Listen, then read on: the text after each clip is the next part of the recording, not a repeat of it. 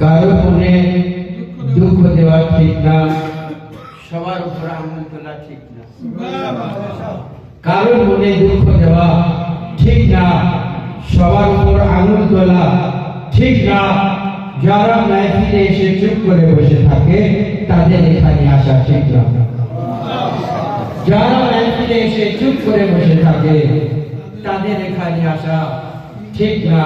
এই জন্যে কি যে কবি হোক না কেন, যেই পড়ুক না কেন, আপনারা তাদেরকে শাবাশি দেবেন। আপনারা কিসের জন্য এসেছেন? তাদেরকে আপনি শাবাশি দেবেন না, কিসের জন্য এসেছেন? আমাদের কবি বলছেন যে ইনশাআল্লাহ এরপরে আপনাদের সম্মুখে মোহাম্মদ আলী কুমি ইনশাআল্লাহ আপনাদের সম্মুখে হাজির হবেন।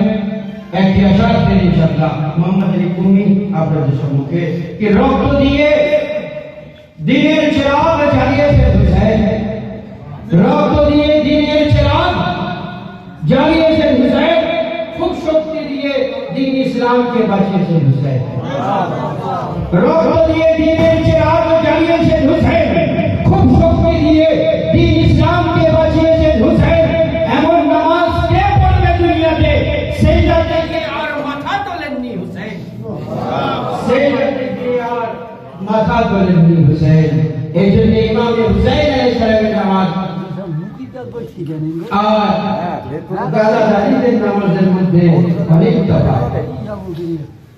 নানা-নানিদের নামাজ আর ইমাম হুসাইন